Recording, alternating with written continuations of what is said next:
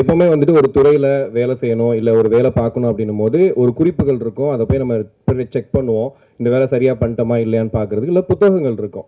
So அந்த மாதிரி தமிழ் சினிமாவை பொறுத்த வரைக்கும் ஒரு கமர்ஷியலாக படம் பண்ணணும், அதில் மாஸ் எலிமெண்ட்ஸும் இருக்கணும், எமோஷனலும் இருக்கணும், காமெடியும் இருக்கணும் அப்படின்னு சொல்லி எல்லாத்தையும் மொத்தமாக பேக் பண்ணி ப்ரொடியூசருக்கு எந்த பிரச்சனையும் இல்லாமல் சீக்கிரம் முடிச்சு கொடுக்கணும் அப்படின்னு நீங்கள் யோசிச்சிங்க அப்படின்னா கண்டிப்பாக நீங்கள் இவர் படத்தை தான் பார்ப்பீங்க. ஸோ இவர் இந்த படத்தில் ஒரு பாட்டாக இருக்கிறது எல்லாருக்கும் ஒரு மிகப்பெரிய பெருமை. ஸோ உங்களுடைய பெரிய கைத்தட்டலோட இயக்குனர் நடிகர் கே.எஸ். ரவிக்குமார் அவர்களை அன்போடு பேச அழைக்கிறோம்.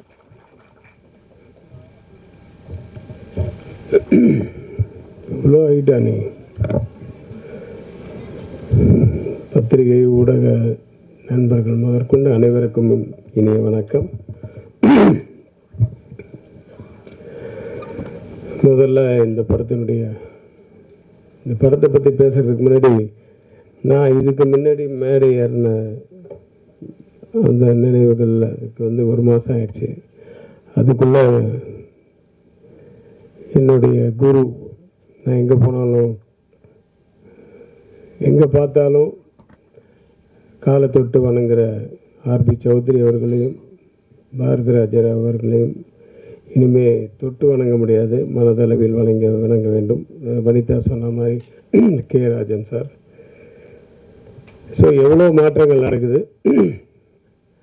அதுமாரி இப்போ படத்துக்கு வரணுன்னா முதல்ல தயாரிப்பாளர்கள் தினேஷ் அவர்கள் நான் அட்வான்ஸ் ஃபோன் பண்ணால் கூட எடுப்பார், கரெக்டாக சொன்னான் ஏர்டெல்னு. ஸோ அது மாதிரி ஒருத்தர் எல்லா இடத்துலையும் இருப்பார். அவர் இல்லாத இடமே இல்லை. என்னை ஆக்சுவலாக வீட்டுக்கு இந்த ஆக்டிவ் ப்ரொடியூசர்ஸ் கவுன்சிலில் இப்போ ஈசி மெம்பரில் நீங்கள் உங்களை போட்டிருக்கோம், நீங்கள் மறுக்காமல் ஓகே சொல்லணும் அப்படின்னு சொல்லி தான் வந்தார். முதல்ல மறுத்து பார்த்தேன். அப்புறமா அவர் ஒய்ஃபோடு அவர் வந்துட்டார்.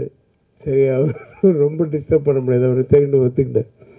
அப்போ தான் சொல்கிறாரு, நீங்கள் இந்த படம் ஒன்று பண்ணுறேன், நான் டைரக்டர் அனுப்புகிறேன், இந்த படத்தில் நீங்கள் ஒரு ரோல் பண்ணணும், ஹீரோவுக்கு அப்பாவா அப்படின்ட்டு. நான் கதை கேட்டுட்டு சொல்கிறேன் சார் அப்படின்னு. அப்புறம் கதை கேட்டு அது ஒரு பெரிய கதை. மகேஷ் வீட்டுக்கு வந்தால் கதை கேட்குறதுக்கு, கதை சொல்கிறதுக்கு. நான் சொன்னேன், என் கேரக்டர் மட்டும் கொஞ்சம் டீட்டெயிலாக சொல்லு, அவுட்லைன் சொன்னால் போதும், எனக்கு ஃபுல் கதையெல்லாம் வேணாம், அவுட்லைன் ஆஃப் த ஸ்டோரி சொல்லு, நான் புரிஞ்சுக்கிறேன், என் கேரக்டர் மட்டும் கொஞ்சம் டீட்டெயிலாக சொல்லு அப்படின்னு ஆரம்பித்தான் சார். அது நான் என்ன பண்ணேன், அன்றைக்கி ரூமுக்கு கூப்பிட்டு போகாமல் ஹால்லேயே உட்கார வச்சுட்டேன். சரி, யாரும் வரமாட்டாங்க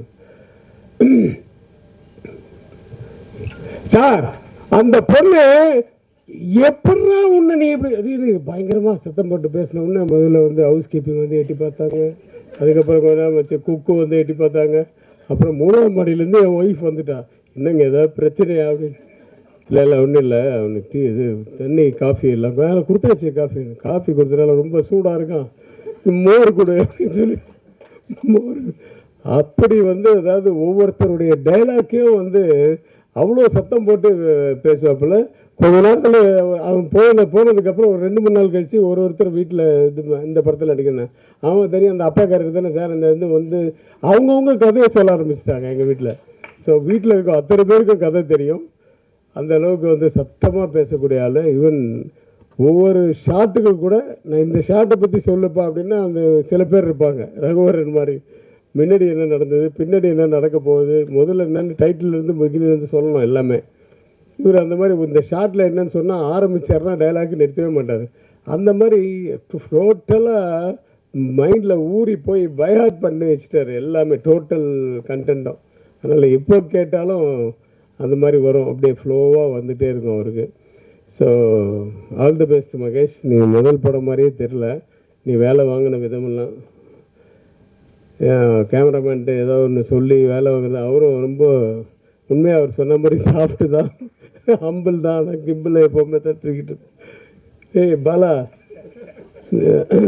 ஆனால் இதெல்லாம் ஓகே, பஞ்சஸ் எல்லாம் நீ நல்லா பண்ணணும். உன்னை எம்ஜிஆர் இருந்தாங்க பாரு, அதை மனசில் வச்சுக்கணும், அது மேலே ஏற்றிக்காத. யார் சொன்னது? சுப்பிரமணி. ஆனால் உண்மையாக அந்த குணம் இருக்கணும், அந்த குணம் இருந்தால் தான் மனுஷனை மதிப்பாங்க எல்லாரும். அது மட்டும் இல்லை, மதிக்கிறது என்ன, நமக்கே ஒரு ஒரு திருப்தி இருக்கும். அந்த குணம் அவன்கிட்ட இருக்குது நிறைய. ஸோ இந்த படம் வந்து பவிஷை பற்றி சொல்லணுன்னா, பவிஷ் வந்து விஜய் மாதிரியோ அது மாதிரியோ அதெல்லாம் நான் சொல்லலை. ஆனால் நான் நிறைய நேராகவே சொல்லியிருக்கேன் உங்ககிட்ட, ஏய் சில ஆங்கிளில் பார்க்கும்போது தனுஷ் மாதிரியே இருக்குப்பா அப்படின்னு சொல்லியிருக்கேன். ஸோ அது நீக்கு படம் பார்க்கும்போதும் அப்படி தான் தோணுச்சு. அதுவும் இல்லாமல் குரல் அந்த வாய்ஸு கூட கொஞ்சம் அப்படியே தனுஷ் மாதிரி இருக்குது. அவருடைய ட்ரைனிங் நிறைய இருக்குது. ஆமாம், இது செல்வா சார் நான் வீட்டில் பெரிய பாடலாம் கூட மாட்டியா?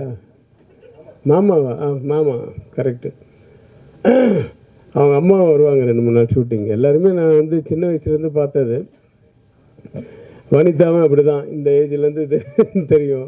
மஞ்சிகாவை பார்க்காது வீட்டுக்கு போகும்போதெல்லாம் விஜய் சாரும் மஞ்சிகாவும் பார்க்கும்போது அப்போ இருந்து தெரியும். அது வந்து துள்ளலான ஒரு பொண்ணு தான்.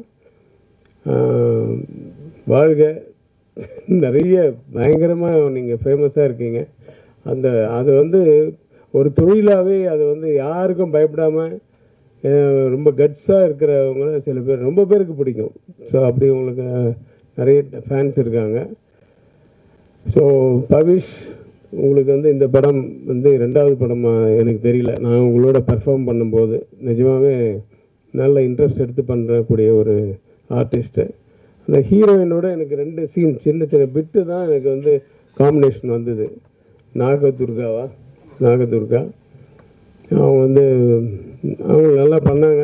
அந்த 2 சீனில் அவங்க அம்மா வந்து இருக்காங்களே, என்னையே மிரட்டுற அளவுக்கு டைலாக் அவங்களுக்கு. சரி, ஆனால் கொஞ்சம் பயந்துட்டேன், என்னடா அது அப்படின்ட்டு அப்படியே சமாளிச்சுட்டேன்னு வச்சுங்க. எனக்கு ஒய்ஃபாக பண்ணவங்களும் சூப்பராக பண்ணாங்க. ஸோ ஆர்டிஸ்ட் மட்டும் இல்லை, எல்லா டெக்னீஷியன்ஸ் எல்லாம், விஜய் டான்ஸ் மாஸ்டர் எல்லாருமே ரொம்ப நல்லா சின்சியராக ஒர்க் பண்ண ஒரு படம் இது. இதுதான் ஃபஸ்ட்டு விழான்னு சொன்னார் தனஞ்சயன் சார். தனஞ்சயன் சார் வந்து பட்ஜெட் படம்னாரு. நான் வந்து அதுதான் கொண்டாந்தேன். அவர் மேனேஜர் வந்து போய் பொக்கே கடைக்காரர்கிட்ட, எப்போ ஒரு பொக்கே எவ்வளோப்பாரு? ஒரு 2000 ரூபா ஆகும் சார். அப்படியா? எனக்கு வந்து 3 பொக்கே போதும். ஒரு பொக்கேயில் எத்தனை பூ இருக்கும்? ஒரு 50 பூ இருக்கும். எனக்கு 5 பூவாக வச்சு 5 பூவுக்கு மேலே வைக்காது. 3 பொக்கே போதும், எல்லாம் டோட்டல் யூனிட் கொடுக்கணும்னு சொல்லி மேனேஜர் வாங்க வச்சிரு. அது தனஞ்சயன் சாருக்கு வாழ்த்துக்கள். பட்ஜெட் படம் தான் இப்படி தான் பண்ணணும். சூப்பராக அது மாதிரி பாருங்க. அது வந்து ஒரு ஃப்ரெண்டில் நிற்க வச்சு எல்லாரும் பொக்கே பிடிச்சிட்டு நில்லுங்கன்னு சொல்லி ஃபோட்டோ வர எடுத்துட்டாரு. எல்லாருக்கும் நாங்கள் பொக்கே கொடுத்துருக்கோன்ட்டு. அதுக்கு தான் கொண்டாந்தாங்க.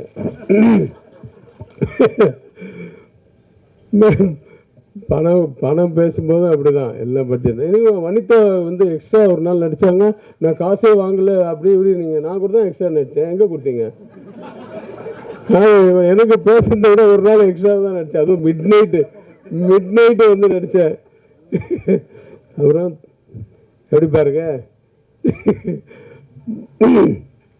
லாஸ்ட்லி அப்படி இருக்காங்க. இல்லை, அவங்க ஒரே ஊருப்பா, அதனால சொன்னேன். ஏன்னா என் படத்தில் 2 பேரும் ஹீரோயின் நடித்தாங்க. நான் அவனுக்கும் அப்பா, இவருக்கு அப்பா, தனுஷுக்கு அப்பா, நிறைய பேருக்கு அப்பாவை ஆக்கிட்டாங்க என்ன. ஸோ ரொம்ப சந்தோஷமாக இருக்குது இந்த நடிப்பு தொழிலும். ஆனால் போர் அடிக்குது. ஏன்னா நடிப்புன்னு வந்துச்சா கட்டுன்னு சொன்னால் போய் உட்காந்துருவாங்க, மைண்டு ஃப்ரீ ஆகிடுது. ரொம்ப போர் அடிக்குது. அப்படி இருக்கும் தூக்கமாக. மறுபடியும் சார் ஷார்ட்டு கூப்பிட்றாங்க அப்படின்னா தான் மறுபடியும் வரும். ஆனால் டைரக்டர் ஆனால் ஒரு மைண்டில் இருக்கும் பாருங்கள், 1000 விஷயங்கள் இருக்கும் இல்லையா? அடுத்த காஸ்டியூம் என்ன, அடுத்த ஷார்ட் என்ன, அடுத்த மாதத்துக்கு என்ன சிஜிக்கு ஷார்ட் இப்போ ரெடி பண்ணணும், அடுத்த லொக்கேஷன் என்ன, ஐயோ எல்லாமே மைண்டில் போட்டு அந்த சேம் டைம் வந்து எல்லாரையும் சமாளித்து பண்ணக்கூடிய ஒரு தொழில் அது டைரக்ஷன்ன்றது. அதில் வந்து கிரேட்டான ஒரு நபர். அவர் இன்னும் மறக்கவே முடியல. அவரை பற்றி வீடியோஸாக இப்போ ஆரம்பித்து அவரை பற்றியே தான் போட்டுட்ருக்காங்க பாரதிராஜா சார். அன்றைக்கி பார்த்தா எங்கள் ஷூட்டிங்கு. சரி, நம்ம ஷூட்டிங் முடித்த உடனே நான் அன்றைக்கி நைட்டு, ஏன்னா இப்போல்லாம் எங்கே பகலில் எடுக்கிறாங்க, இந்த யூத்து பசங்க நைட்டில் தான் ஷூட்டிங் எடுக்கிறாங்க. சரி, ஷூட்டிங் முடிச்சு மறுநாள் காலம்புரை போய் பார்க்கலான்னு பார்த்தா அதுக்குள்ளே தேனிக்கு கொண்டு போயிட்டாங்கன்னு சொன்னாங்க. ஸோ பார்க்க முடியாமல் போச்சு. இப்போ ஷூட்டிங்கில் அவருடைய ஃபோட்டோ வச்சு இரங்கல்லாம் தெரிவித்தோம். ரொம்ப கஷ்டமாக இருந்தது. ஏன்னா ஒரு இண்டஸ்ட்ரியே திருப்பி போட்ட ஒரு மனிதர், ஒரு இயக்குனர். அவருக்கு முன்னாடி நம்மளாம் ஒன்றுமே இல்லை. ஸோ அப்பேற்பட்டவர். அவருடைய ஆத்மா சாந்தி அடையணும். சௌத்ரி சார் ஆத்மா சாந்தி அடையணும். ராஜன் சார் எல்லாருடைய வாழ்த்துக்களோட இந்த படம் மிகப்பெரிய வெற்றியடைய எல்லாம் உள்ள இறைவனை வேண்டி விடைபெறுகிறேன். நன்றி, வணக்கம். சார், அந்த பொக்கே விஷயத்தை சொல்லிடுறேன். ரொம்ப அப்புறம் ஹெட்லைன் அடுப்புது. நான் ஃபங்க்ஷன்லாம் பார்க்கும்போது என்ன பண்ணுவாங்கன்னா, ஒரு 5-6 பொக்கே வரும். அது கொடுத்து சுற்றிட்டே இருப்பாங்க. நான் சொல்ல, என்னங்க கையில் கொடுத்தீங்கன்னா, இல்லை சார் அது அடுத்தவர் கொடுக்கணும் சார்னுவாங்க. அப்புறம் நான் யோசித்தேன், சரி கொடுக்குறதா கொடுக்குறோம், லவ்னு கொடுக்குறோம், ஒரு ரோஸ் பொக்கே கொடுப்போம் சொல்லிட்டு என்னோட ரெகுலர் பொக்கே அவர்கிட்ட சொன்னேன். ஒரு நல்ல 5 ரோஸ்களை வச்சு அழகாக பொக்கே கொடுப்பா, எல்லாரும் கையில் கொடுக்கலாம் அப்படின்னு. அவர் அவ்வளோ பியூட்டிஃபுல்லாக, நான் கடைக்கு போய் நானே ஆர்டர் பண்ணி நானே எல்லாருக்கும் ரோஸ் கொடுக்கணும்னு சொல்லிட்டு கையில் கொண்டு வந்தேன். 25 பேருக்கும் கொடுக்கணும்னு 25 பேருக்கும் பொக்கே கொடுத்தேன் சார். பட்ஜெட்டுக்காக இல்லை, எல்லாருக்கும் கையில் பொக்கே இருக்கணும், அது பதிவும் ஆகணும். ஏன்னா ஃபங்க்ஷன் போகும்போதெல்லாம் என்கிட்ட பொக்கே திருப்பி வாங்கிடுறாங்க. அதை எடுத்து நான் வீட்டுக்கெல்லாம் எடுத்துன்னு போகல, பட் அட்லீஸ்ட் கையில் இருந்ததை தூக்கிட்டாங்களேன்னு நினைப்பேன். அது மாதிரி இல்லாமல் 25 பேர் கையிலையும் பொக்கே இருக்கணும்னு ஆசைப்பட்டு ஒரு நல்ல ஃப்ளவர்ஸை கொடுத்துருக்கோம் லெவலில். இந்த படத்துக்காக என்னோட பயணிக்கிற ரேகா அவர்களுக்கு நன்றி, பிஆர்ஓ ரேகா நன்றி, ஜெகதீஷ் என்னுடைய டிஜிட்டலி டீம் ஃபுல்லாக எல்லாத்தையும் கோஆர்டினேட் பண்ணுறவர், அண்ட் என்னோட ஸ்டில் ஃபோட்டோகிராஃபர் மகேஷை பாராட்டணும். ரொம்ப அழகாக இந்த படத்துக்கு நிறைய ஒர்க் பண்ணியிருக்காரு. கூடவே ஒர்க் பண்ணுற முத்தரசன் அசோசியேட் டைரக்டர், எல்லாருக்கும் நன்றி. பத்திரிகை உடல்கள் ஏதாவது கேள்வி இருந்தால் நீங்கள் கேட்கலாம், இல்லைன்னா நம்ம முடிச்சுக்கலாம். ஏதாவது கேள்வி இருந்தால் நீங்கள் குழுவுக்கு கேட்கலாம், இல்லை டைரக்டர் கேட்கலாம். இல்லை நாங்கள் எல்லாமே சொல்லிட்டோம், உங்களுக்கு ஓகேன்னா நம்ம முடிச்சுக்கலாம். ஆகிட்ட போகிறேன், இல்லை அடுத்த இதில் பேசிக்கலாம். பாருங்கள், நாங்கள் 301 கரெக்டாக முடிக்கிற பாருங்கள். 12 to 3 இந்த ஷெட்யூலில் 3 o'clock டைம்னா டைம் அசோசியேஷன் ரன் பண்ணுறோம். அதில் முக்கியமான விஷயம் என்னன்னா, நான் பார்க்குறேன் பல விழாக்களில் சொல்லியிருக்கேன், எங்கள் ஊரை நண்பர்களை டார்ச்சர் பண்ணாதீங்கன்னு சொல்லிட்டு. 6 மணிக்கு ஆர வேண்டிய ஃபங்க்ஷன் 6 மணிக்கு ஆரம்பிக்கிறது, 7 மணி ஆரம்பிச்சு 11 மணி போகும்போது நான் அப்படியே நொந்து போய் என்னடா இவங்கெல்லாம் எப்படா வீட்டுக்கு போவாங்கன்னு நினைப்பேன். உங்களுக்கு கரெக்டாக 3 o'clock முடிக்கணும்னு 3 o'clock முடிச்சிருக்கோம். எங்கள் படத்துக்கு இதே மாதிரி நாங்கள் ரொம்ப எங்களால் முடிஞ்சதை ப்ராப்பராக உங்களுக்காக பண்ணுறோம். அதே மாதிரி இந்த படத்துக்கு உங்களால் முடிஞ்ச எல்லா ஆதரவையும் கொடுக்கணும்னு உங்கள் எல்லாரும் வேண்டி கேட்டுக்கிறேன். லவ் படம் வெகு விரைவில் திரையரங்கில் வரப்போகுது. அதுக்கு முன்னாடி அடுத்த கட்டமாக ட்ரெயில் லான்ச்சில் உங்களை எல்லாம் மீட் பண்ணுவோம். இங்கே வந்து இந்த சிறப்பித்த எல்லோருக்கும் நன்றி. KS ரவிக்குமார் சார் தான் எங்களுடைய ஃபைனலாக பேசணும்னு ஆசைப்பட்டேன் நான், ஏன்னா அவருடைய பிளெஸிங் வேணும் அப்படின்னு. சார் எங்களுக்கு பொறுத்தவரை நீங்கள் தான் சார், எங்களுக்கு அவ்வளோதான் சார், எங்களுக்கு நீங்கள் தான். இன்னைக்கு 5 மணிக்கு இந்த படத்தினுடைய டீசர் வெளியாகுது, நீங்கள் ஆல்ரெடி பார்த்துட்டீங்க. அண்ட் அந்த டீசரை நீங்கள் எல்லாரும் ஷேர் பண்ணி சப்போர்ட் பண்ணுங்கள். வந்திருந்து சிறப்பித்த எல்லோருக்கும் நன்றி. பிரசாத் லேப்க்கும் எல்லோருக்கும் நன்றி. Thank you so much. தேங்க்யூ.